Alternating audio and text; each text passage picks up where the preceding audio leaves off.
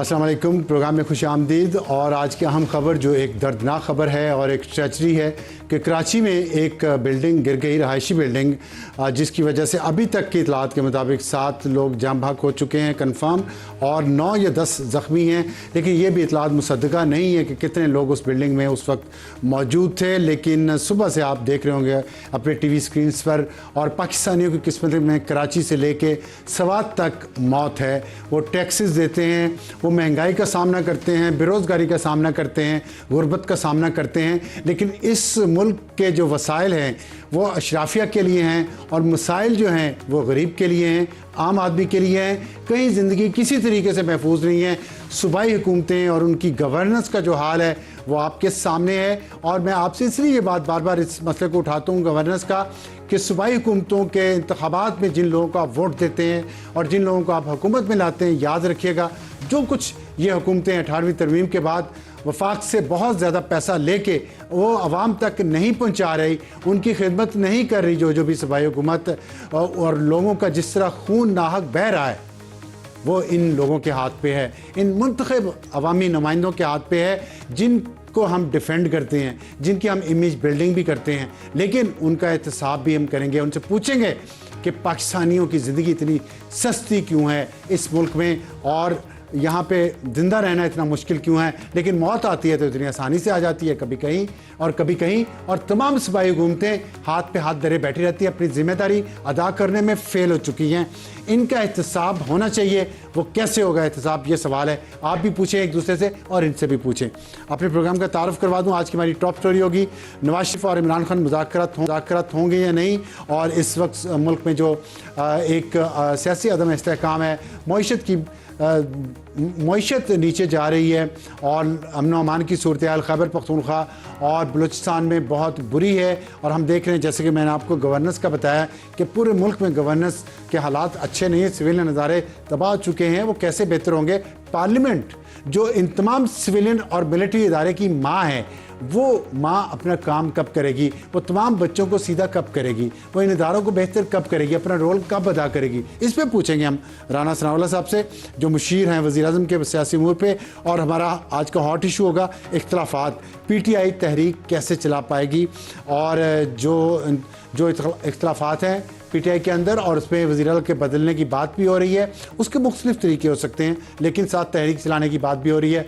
मुहर्रम के बाद क्या ये मुमकिन हो सकेगा, या कोई मुज़ाकरात या मुफ़ाहमत की बात होगी? जैसा कि जेल में से एक ख़त आया है, जो जेल में लीडर हैं शाह महमूद कुरैशी, डॉक्टर यास्मीन राशिद, उमर सरफराज चीमा, मियाँ महमूद रशीद और एजाज चौधरी साहब की तरफ से, कि सिर्फ मुज़ाकरात ही आगे बढ़ने का रास्ता है। शाहिद खटक रहनुमा पाकिस्तान तहरीक इंसाफ के मेंबर नेशनल असम्बली भी हैं, हॉक हैं PTI के, उनसे बात करेंगे कि क्या हॉक्स मुज़ाकरात करना चाहते हैं या नहीं।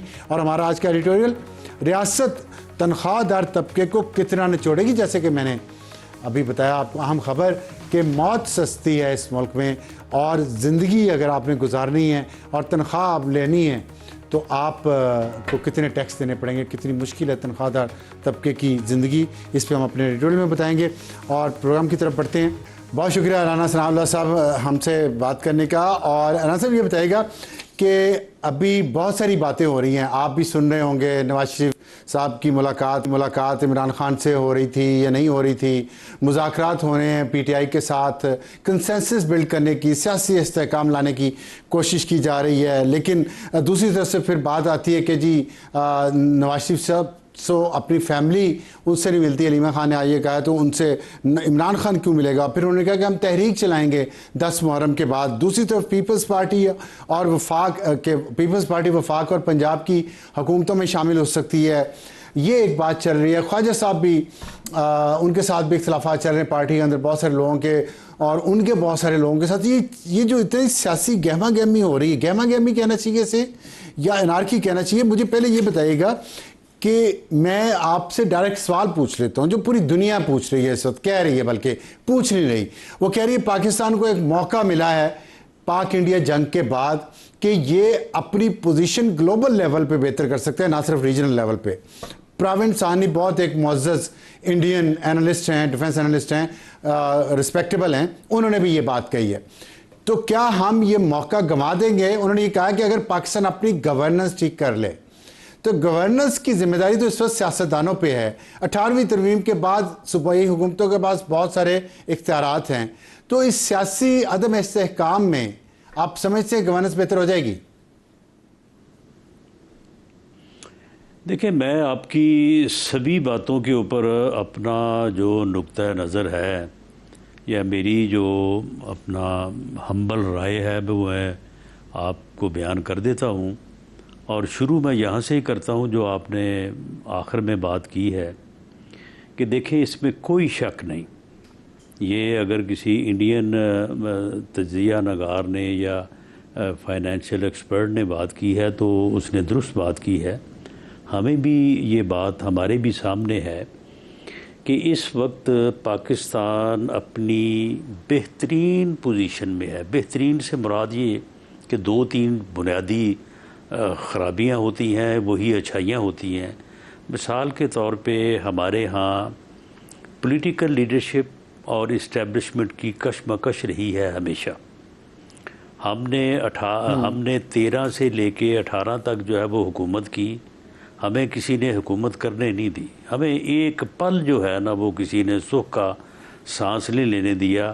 اس ڈسٹربنس کے باوجود میاں نواز شریف کی قیادت میں ہم نے بھرپور جو ہے وہ کوشش کی کہ ملک کی اکانومی کو اور ملک میں جو ترقی کا پہیہ ہے اس کو چلایا جائے, اور اس میں ہم کافی حد تک کامیاب رہے. اگر آپ 17-18 میں جو ہے وہ ملک کی اکانومی اور دوسرے حالات کو دیکھیں تو اس وقت جو ہے یہ پوزیشن نہیں ہے.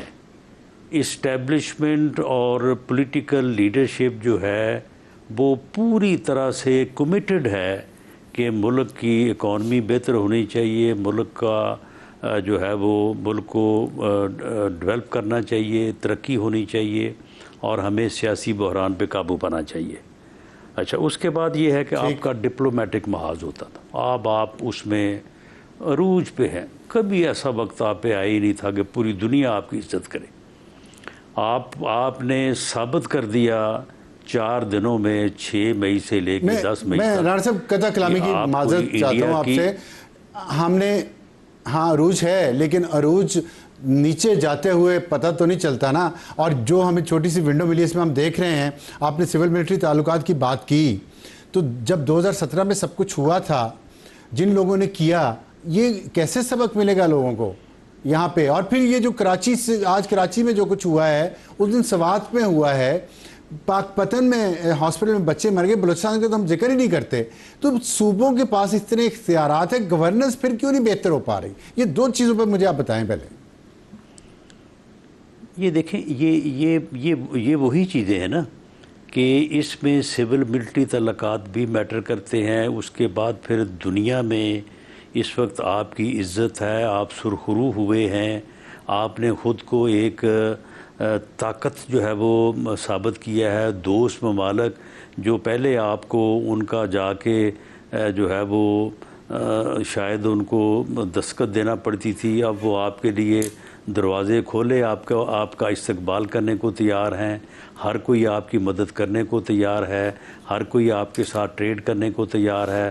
دنیا کا سب سے طاقتور ملک مختلف حوالوں سے وہ آپ کی بلائیں لے رہا ہے, وہ آپ کے لیے جو ہے وہ ہر قسم کی جو ہے وہ آپ کو سہولت دینے کو تیار ہے. بلائیں کہیں لینا کہ بلائیں بن بھی جاتا ہے ہمارے لیے, ماضی میں تو یہ ہوا ہے. اس سے میں ٹھیک ہے, لیکن یہ تو پھر ہمارا اپنا یہ تو پھر ہمارا اپنا پھر قصور ہوگا نا کہ اگر ہم اس صورتحال کو, اب میں آخر میں یہ بات اس طرح سے کنکلوڈ کرتا ہوں کہ یہ پھر اب ہمارا قصور ہوگا, اور پھر شاید یہ موقع ہمارے لیے آخری ہوگا کہ اگر ہم اب بھی بطور قوم جو ہے وہ اپنے آپ کو نہ سنبھالیں. ہمیں سنبھالنا چاہیے. دیکھیں ٹھیک ہے, میں یہ چاہیے جو ہے نا, یہ تو باہر بیٹھا ہو تو کہے نا, آپ تو وفاقی کابینہ کا حصہ ہیں, اور آپ نے کہا کہ سول ملٹری ریلیشنز اس وقت بہت اچھے ہیں, میں مانتا ہوں, مان لیتا ہوں. تو پھر گورننس کیوں نہیں بہتر ہو رہی؟ اور دوسرا وہ جو میں نے آپ کو بتایا کہ جو پٹری سے آپ بار بار کہتے ہیں اتار دیا ملک کو, ابھی بھی ان کی جو سسٹم میں جو بوبی ٹریپس وہ چھوڑ کے گئے ہیں وہ پھٹتے جا رہے ہیں, نقصان پہنچا رہے ہیں. تو کچھ تو ان کو کچھ نہ کچھ تو آپ ان کو تھوڑا بہت حدت محسوس ہو اس आग की जिसमें पूरी कौम जल रही है? देखें, ये दोनों चीज़ें जो है वो साथ साथ चलनी चाहिए। पहले आप अपने आप को दुरुस्त करें, पहले आप इस मुल्क की इकॉनमी पे तवज्जो दें, इकॉनमी को जो है वो बेहतर करें। दिफा आपका बेहतर है, उसको मज़ीद जो है वो एडवांस स्टेजेस के ऊपर जो है वो लेके जाएं, और आप इकॉनमी जो है उसको बेहतर करें। तो जब आप इस मरहले से जैसे जैसे आप ऊपर उठते चले जाएंगे, तो उसके बाद फिर ऐसे लोगों का जो रोड़े अटकाते रहे हैं, जिन्होंने मुल्क को इस हाल तक पहुँचाया है, तो ये सभी का फिर जो है वो हिसाब साथ साथ चलता रहेगा। अगर हम पहले हिसाब लेने बैठ जाएं और बाकी काम जो है वो बाद में रखें, तो मेरा ख्याल है फिर वक्त ना गुजर जाए। हमने देखा पाकिस्तान एयरफोर्स दुनिया की मनी परमनी जिसे कहते हैं ना, एयरफोर्स बन गई है, और उन्होंने जो जंग लड़ी है 6-7 मई को, वो एक दुनिया की जो मिलिट्री यूनिवर्सिटीज़ हैं, एयरफोर्स की यूनिवर्सिटीज़ हैं, उसमें वो एकेडमिक सब्जेक्ट बन चुकी है और पढ़ाई जा रही है। हमने मिसाइल टेक्नोलॉजी में देखे कितना अच्छा काम किया है, न्यूक्लियर टेक्नोलॉजी में कितना अच्छा काम किया है। ये वही कौम है ना जिसके एक इदारे ने इंडिया को शिकस्त दी है पिछले महीने। बाकी हम उधर देखते हैं, स्वात में 18 लोग मर जाते हैं, दरिया में से उनको बचाया नहीं जा सकता, पाकपतन में बच्चे मर रहे हैं, कराची में बिल्डिंग गिर गई है। और इकॉनमी की जो आपने बात की है, बिजली के रेट्स देख लें, पेट्रोल के रेट्स देख लें, मजदूर को तनख्वाह नहीं मिलती, महंगाई इतनी है, कैसे हमारी इकॉनमी कम्पीट कर पाएगी? ये जो गवर्नेंस के इशू हैं, एक तरफ इतनी बुलंदी हमारी तरफ, दूसरी तरफ इतनी पस्ती, सिविलियन इदारे क्यों नहीं बन पा रहे? आप लोगों से मुझे इसका जवाब दें। जब मिलिट्री इदारे बन गए, उनके अंदर वो एहतसाब था तो बने ना। बिल्कुल सही है कि हमारे जो सिविल इंस्टीट्यूशंस हैं, उनका मदर इंस्टीट्यूशन जो है वो पार्लियामेंट है जी। अब अगर हम सच्ची बात करें और वो बात जिस हद तक कर सकते हैं उसी हद तक करें, क्योंकि उस हद से आगे बढ़ के करेंगे तो फिर वो हम अपना नुकसान करेंगे। मामला ये है कि हम अपना जो पॉलिटिकल और कॉन्स्टिट्यूशनली, पॉलिटिकली, मॉरली जो हमारा बुनियादी अदारा है, जिसने तमाम अदारों की जो है वो एक गार्डियन का, एक माँ का, मदर का किरदार अदा करना है, उसे ही हम जो है वो बेहतर तौर पे नहीं बना सके।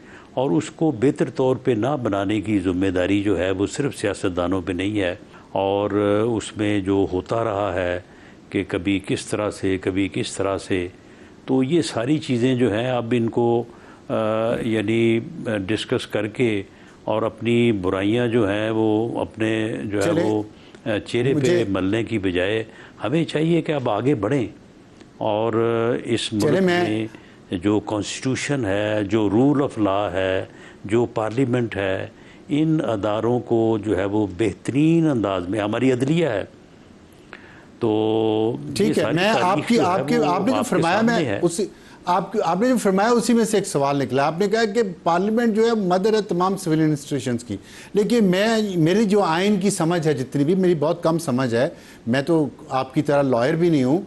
आइन पाकिस्तान के मुताबिक पार्लियामेंट तमाम इदारों की मदर है, चाहे वो सिविल हो चाहे मिलिट्री हो। तो उसी मदर के एक बच्चे ने तो बड़ा अच्छा काम किया, और भी उन्होंने गलत काम भी किया, मुझ पर तनकीद भी करते हैं। बाकी जो उस मदर के बच्चे हैं वो अच्छा काम क्यों नहीं कर पा रहे? और अगर आपने कहा कि उसको बेहतर करना सबकी जिम्मेदारी है, तो सबको आगे लीड करना भी तो पार्लियामेंट ही की जिम्मेदारी है ना, कि वो सबको कहे जी बस बैठे, आपको हमने बना दिया, अब आप हमें बनाएंगे, अब ये चले फिर बात ये है। अब सार आलम साहब, आपको पता है कि मैं भी जो है वो जो बात दिल में हो या जो बात सच्ची हो मेरी नज़र में, मैं भी उसे ना करने से किसी हद तक ही रुक सकता हूँ। और इस मुल्क के और कौम से ज़्यादा तो बस फिर कुछ भी नहीं है ना। तो फिर मेरी बात मान लें ना, फिर मेरी मान लें कि आगे चलें। अब पिछला हिसाब जो है मैं उसके ख़िलाफ़ नहीं हूँ, मेरा खुद अपना हिसाब जो है वो यानी जो है वो बाकी है, لیکن یہ پچھلا حساب جو ہے بعد میں کریں گے، پہلے آگے چلیں، آگے چلیں۔ آج وہ آپ کے ساتھ بیٹھے ہیں، آج انہوں نے ملک کے دفاع کو جو ہے وہ یعنی جو ہے وہ ناقابل تسخیر بنا کے دکھا دیا ہے، پوری دنیا میں آپ کا لوہا بنوا دیا ہے۔ آپ وہ اکانومی کو درست کرنے کے لیے آپ کے ساتھ بیٹھے ہیں، آج وہ ہر سطح کے اوپر آپ کا جو ہے وہ ہاتھ بٹانے کو بیٹھے ہیں۔ آگے چلیں اور اس صورتحال کو بہتر کریں، جب بہتر ہو جائے گی پھر اگر حساب بھی کرنا ہوا تو کر لیں، میں کوئی اس کے آپ کی بات کے خلاف نہیں۔ اچھا چلیں، یہ آپ نے بڑی اچھی بات کی ہے، اس میں سے ایک بڑا مزیدار کوسچن نکلتا ہے، تو پھر آگے چلنے سے بڑھنے سے روک کون رہا ہے؟ رکاوٹ کیا ہے؟ چلیں یہ بتا دیں رکاوٹ کیا ہے۔ نہیں اب کوئی نہیں روک رہا۔ اب صرف یہ ہے کہ جو پولیٹیکل فورسز ہیں ان میں جو ہے وہ ابھی وہ ہم آہنگی جو ایک پارلیمانی جمہوری سسٹم میں ضروری ہے، جس طرح سے کہا جاتا ہے کہ اپوزیشن اور ٹریجری جو ہے وہ گاڑی کے دو پہیے ہیں، تو وہ خرابی جو ہے وہ 2011 سے شروع ہوئی ہے، آج 25 ہو گیا، 14 سال وہ ایک طرف سے یا ایک صاحب کی طرف سے جو ہے وہ نہیں جو ہے وہ درست ہو رہی۔ آج بھی جس دن بجٹ پاس ہوا ہے، وزیر اعظم صاحب جو ہیں وہ ان کی اپوزیشن کی سیٹوں پہ گئے ہیں، ان کا شکریہ ادا کیا، حالانکہ انہوں نے کوئی تعاون نہیں کیا، انہوں نے جو اس دن تقاریر کی ہیں وہ آپ کے سامنے ہیں۔ تو وزیر اعظم نے ان سے کہا کہ دیکھیں اس ملک کی بہتری کے لیے، for charter of economy, for charter of democracy, parliament کی بہتری کے لیے ہمیں بیٹھنا چاہیے، ہمیں بات کرنی چاہیے۔ تو اس میں جو آپ نے بات کی ہے اس کے اوپر جی آپ نے فرمایا کہ پچھلا بھولنا چاہیے، آگے چلنا چاہیے، آپ نے اپنی ذاتی بات بھی کی، میں اس کی تعریف کرتا ہوں کہ آپ پچھلا سارا کچھ بھلا کے آگے بڑھنا چاہ رہے ہیں، یہ جذبہ ہونا چاہیے سب میں۔ تو کیا اس میں حکومت پی ٹی آئی مذاکرات اس میں ظاہر ایک چیز ہے، یا حکومت پی ٹی آئی ہائبرڈ نظام مذاکرات ایک چیز ہے؟ یہ بتائیے گا اس سلسلے میں کیا جو یہ خبریں آ رہی ہیں کہ نواز شریف عمران خان سے جیل میں جا کے بھی ملاقات کر سکتے ہیں، تو ابھی پھر آپ کا بیان آیا شاید کہ نہیں وہ نہیں جائیں گے، وہ نہیں بات کریں گے، تو پھر رکاوٹ تو ہوئی نا کہ ابھی پچھلی باتیں بھلائی تو نہیں جا رہی، اس کا مطلب ہے؟ نہیں، رکاوٹ دیکھیں، بات یہ ہے کہ کیا وزیر اعظم نے جو اپوزیشن کو 3 دفعہ یعنی پچھلے 1.5 ماہ میں 3 مرتبہ انہوں نے پبلکلی جو ہے وہ آفر کیا ہے کہ آئیں بیٹھیں بات کریں اور پولیٹیکل ایشوز کو جو ہے وہ بیٹھ کے ریزالو کریں، 3 دفعہ، تو کیا یہ میاں نواز شریف کی اپروول کے بغیر ہی انہوں نے کہہ دیا ہے؟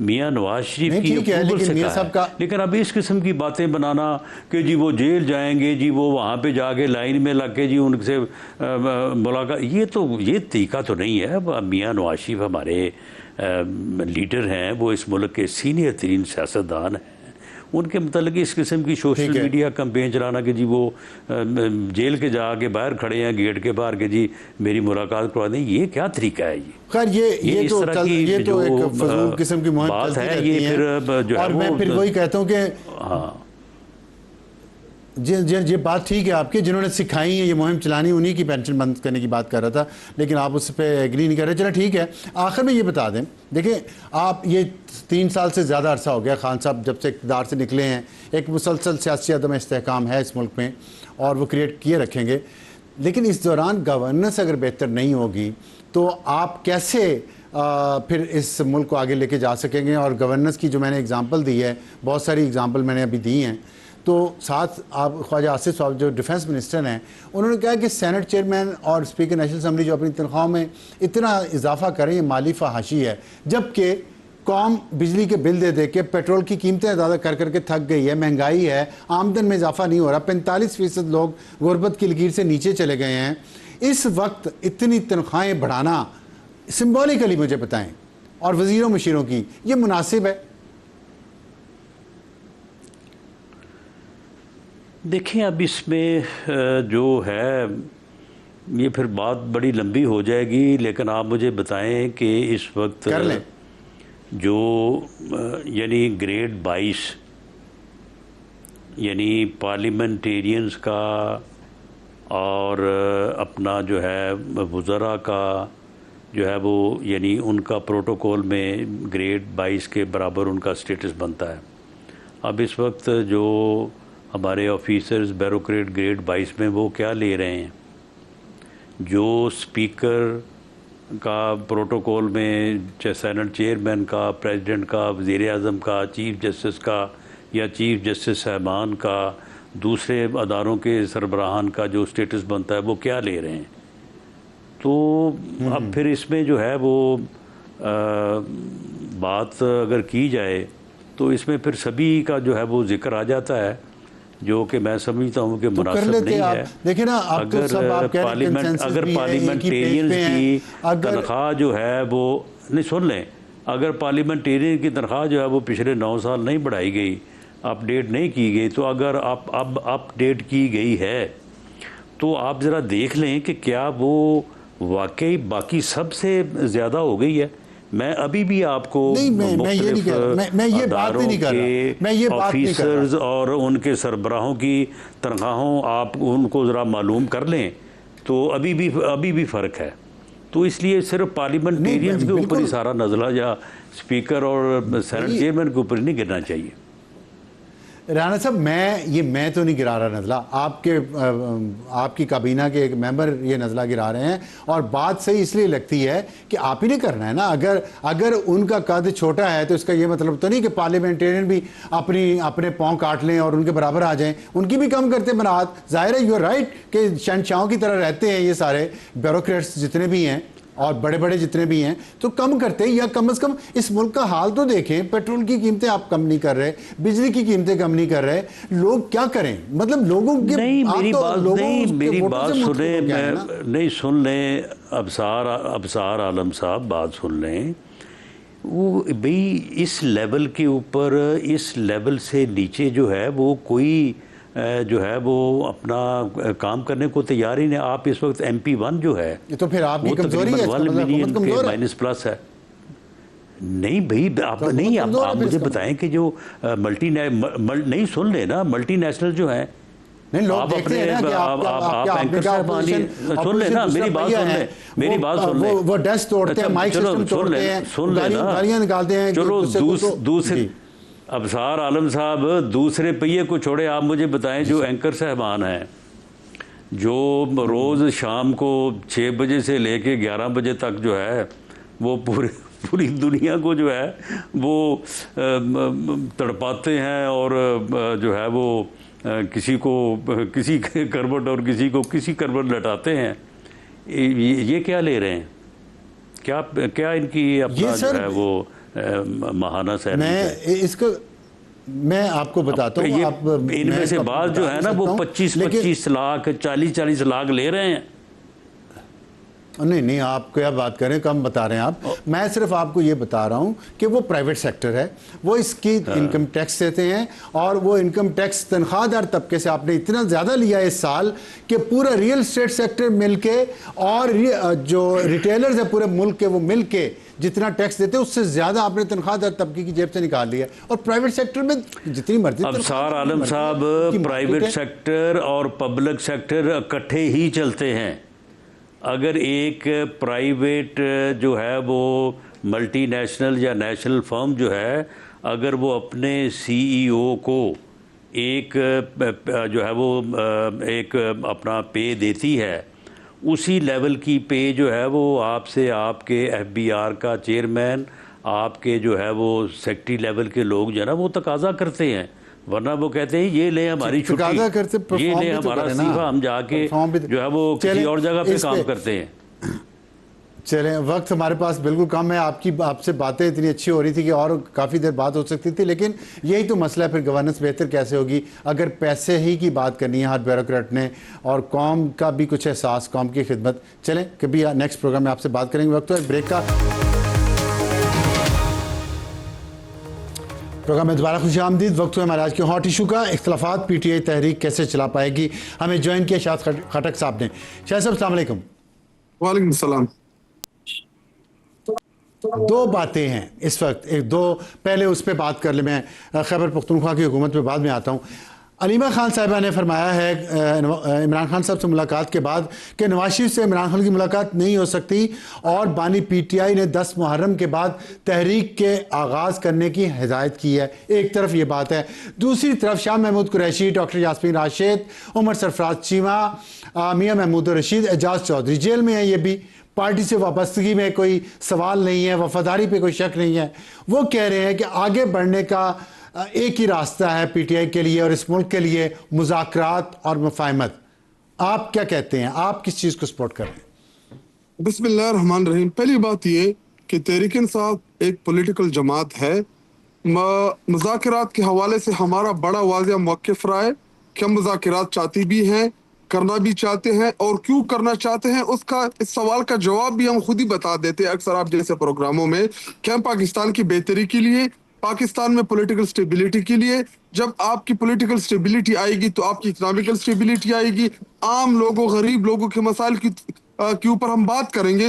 آج آپ کا ٹاپک یہ ہونا چاہیے تھا کہ جو پچھلے دنوں 16-17 روپے پیٹرول مہنگا ہوا، لیوی ٹیکس جو لگا، 2 روپے 3 دن پہلے بجلی مہنگی ہوئی، اسی طرح گیس جو مہنگی ہوئی، اسی طرح دیگر جو روزمرہ کی اشیاء ہے وہ مہنگی ہوئی، لیکن چونکہ اس ٹائم پولیٹیکل سٹیبلیٹی ہے ہی نہیں، اس وجہ سے میڈیا کا بھی، آپ لوگوں کا بھی فیوریٹ ٹاپک جو ہے وہ مذاکرات ہے اور تحریک انصاف میں اختلافات ہے، چونکہ میڈیا کی بھی توجہ عام لوگوں کی مسائل کی طرف نہیں جا رہی۔ اور حالانکہ آج آپ کا ٹاپک یہ ہونا چاہیے تھا کہ تحریک انصاف کے دور حکومت میں پیٹرول کی پرائسز کیا تھی، اس دور میں پیٹرول کی پرائسز کیا ہے، انٹرنیشنلی اس ٹائم پرائسز کیا تھی، اور آج انٹرنیشنل پرائسز کیا ہے۔ تو ٹاپک ویسے یہ ہونا چاہیے تھا، لیکن ہم نے مذاکرات کے لیے ہاتھ بڑھایا، ہم بیٹھے حکومت کے ساتھ، ہم نے ان کے ساتھ نیگوشیٹ کیا۔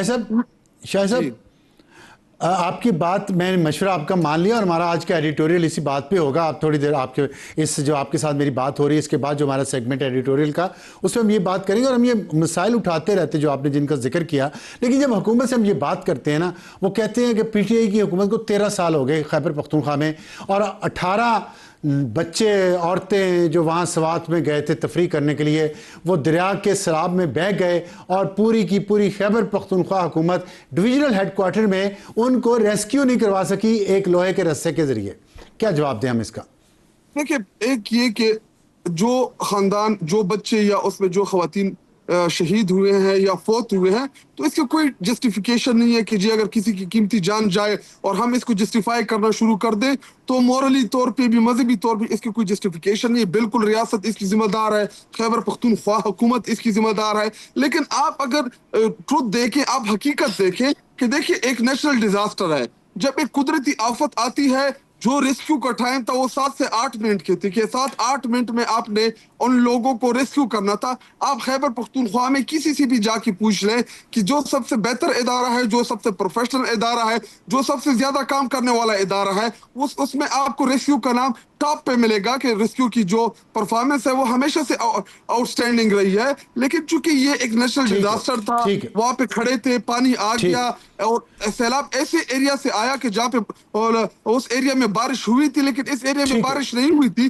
لوگوں نے منع کیا کہ باہر آ جائے، پانی آ رہا ہے۔ تو میں اس ڈیبیٹ پہ نہیں جانا چاہتا۔ دیکھیں، نیشنل ڈیزاسٹر جدھر بھی ہوں، ابھی آپ نے بلڈنگ کی بات کی، اگر بلڈنگ گری ہے 40-50 سال بعد وہ گری ہے تو یہ نیشنل ڈیزاسٹر، اس پہ آپ سوال نہیں اٹھا سکتے۔ ہاں، اگر ناقص مٹیریل کی وجہ سے یا کوئی ایلیگلٹی ہوئی ہے تو اس کے اوپر آپ سوال کریں۔ میری عرض سنیں، دیکھیں بلڈنگ گری ہے، یہ نیشنل ڈیزاسٹر نہیں ہے۔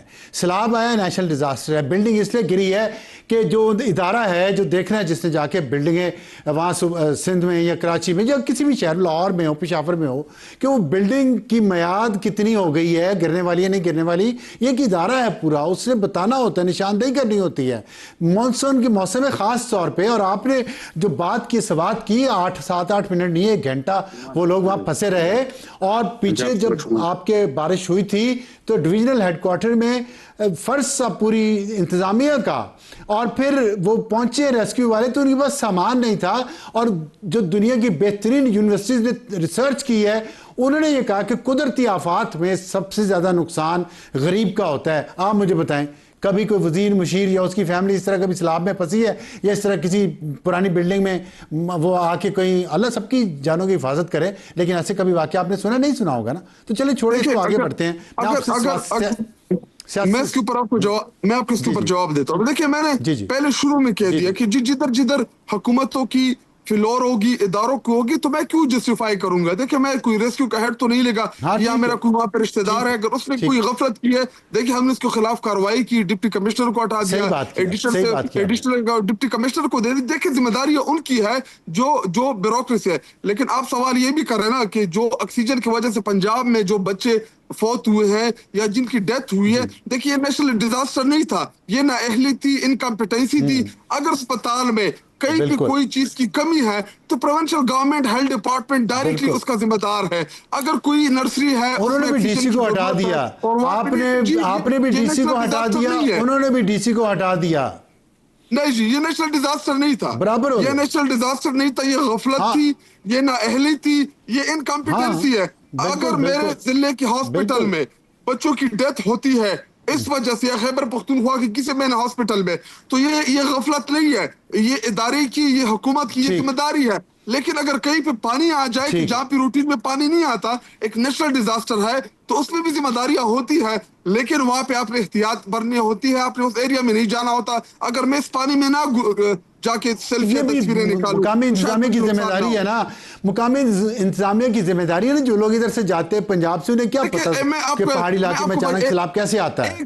وہاں بورڈ لگاتے، کوئی منع کرتے، کوئی پولیس والا کھڑا ہوتا ہے. دیکھیں دریا سوات تقریباً 70-80-90 کلومیٹر کے ایریا پہ محیط ہے. جب یہ کالام سے شروع ہوتا ہے اور جا کے سوات کے منگورہ اینڈ پہ ختم ہوتا ہے، تو یہ تقریباً 60-70-80 کلومیٹر سے زائد کا ایریا ہے. تو نہ ہمارے پاس اتنے وسائل ہیں اور نہ پاکستان ابھی اتنا خود کفیل ہے کہ آپ اس کے اوپر پروٹیکشن لگا دے. لیکن نہیں، وسائل بہت ہے آپ کے پاس. 13 سال سے حکومت ہے اور آپ کے وزیر اعلیٰ کہتے ہیں کہ ہمارا بجٹ سرپلس ہے. تو پھر آپ ایسا کریں کہ لے کے جانا ہے وہاں باؤنڈری تھوڑی سی کے اوپر بھی آپ لگا دیں، اسی طرح 4 دریائے جہلم کی کنارے بھی آپ لگا دے، تو پھر تو آپ نے ساتھ دریا کے اوپر پروٹیکشن لگانی ہوتی.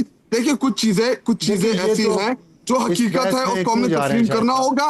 ہم نے سیلف تدابیر بھی کرنی ہے، ہم نے خود کی پروٹیکشن خود بھی کرنی ہے. اگر وہاں پہ پانی بہر ہے اور میں جا کے بیچ پانی میں کھڑا ہو جاؤں تو جی یہ عقل کی بات نہیں ہے. لیکن میں پھر بھی ان چیزوں کو جسٹیفائی نہیں کرتا. ریسکیو والے پہنچے تھے ان کے پاس کشتی تو ہوتی نا کم از کم. جب پہنچ گئے تھے ریسکیو والے، کوئی کشتیاں ہوتی، کوئی رسی ہوتی، کچھ تو ہوتا نا، کوئی لائف سیونگ جیکٹس ہوتی. آپ دریا سوات اگر آپ وزٹ کریں، جب اس میں سیلابی ریلا گزرتا ہے، میں نے بڑے دفعہ وزٹ کیا ہے. میں ایشو سے لے کے تو میں نیچے تک دریا کا سارا دیکھا ہوا میں نے. مجھے اگر اس میں جی بڑے پتھر آتے ہیں، اس میں درخت کی کٹائیاں ہوتی ہے. دیکھیں کشتی تو آپ نارمل پانی میں چلا سکتے ہیں، لیکن جب سیلابی ریلا آتا ہے اس میں پتھر، کیونکہ وہ پہاڑوں سے ہوتے گزرتے ہوئے آتا ہے، تو دیکھیں اس میں ابھی ماڈرن ٹیکنالوجی میں اس کے لیے ڈرونز ہیں کہ آپ ڈرون کے ذریعے لائف جیکٹ سے وہاں لوگوں کو بچایا. میں یہی کہہ رہا ہوں کہ اگر ٹیوب وغیرہ لگا کے اس نے بچایا، وہی ہے. لیکن جس ایریا میں پتھر آتے ہیں وہاں پہ آپ ان کو وہاں سے سیف نہیں کر سکتے. لیکن ماڈرن ٹیکنالوجی ہے. میں نے چیف منسٹر کو بھی کہا ہے کہ جی ہم لائف جیکٹ بذریعہ ڈرون وہاں پہ ڈرون خرید لیں وہاں پہ، تاکہ آپ لائف جیکٹ کم از کم اگر کوئی پھنس جائے تو آپ ان کو دے سکتے ہیں. چائنا میں بھی یہ پریکٹس ہے، دیگر ممالک میں بھی یہ پریکٹس ہے.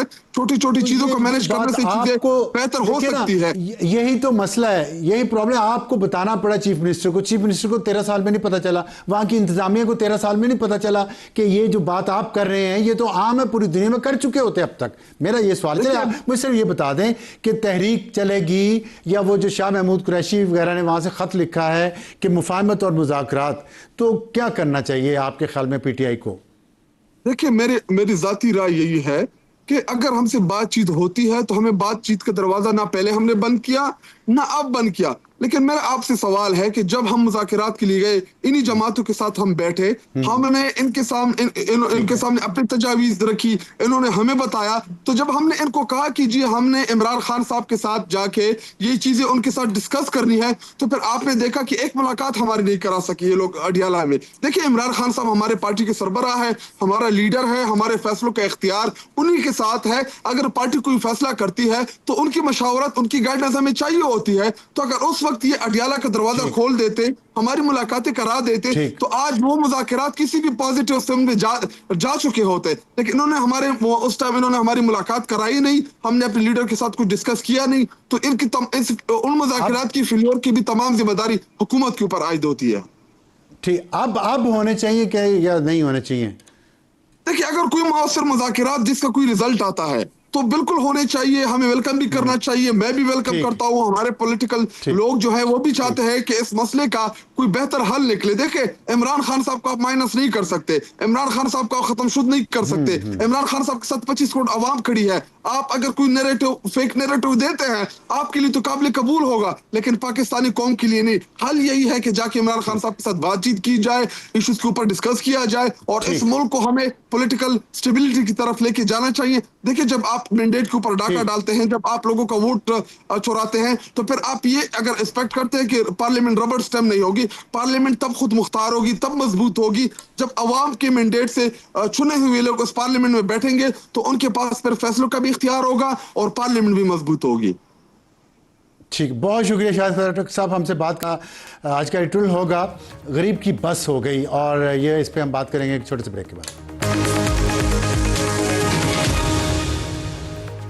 اور وقت ہوا ہمارے آج کے ایڈیٹوریل کا، اور ظاہر ہے کہ ہم ٹیکسز بھی دیتے ہیں اس ملک میں، اور لیکن غریب اب ٹیکس دے دے کے بس ہو گیا۔ مہنگائی اتنی زیادہ ہے اور اس کی زندگی کی کوئی گارنٹی نہیں، وہ کسی بلڈنگ میں بیٹھا ناشتہ کر رہا ہو وہ گر سکتی ہے، وہ تفریح کرنے کے لیے کہیں سوات کی طرف گیا ہو تو وہاں دریا میں ڈوب کے مر سکتا ہے، بچہ اس کا چھوٹا سا ہاسپٹل میں داخل ہو پاک پتن میں وہ فوت ہو سکتا ہے۔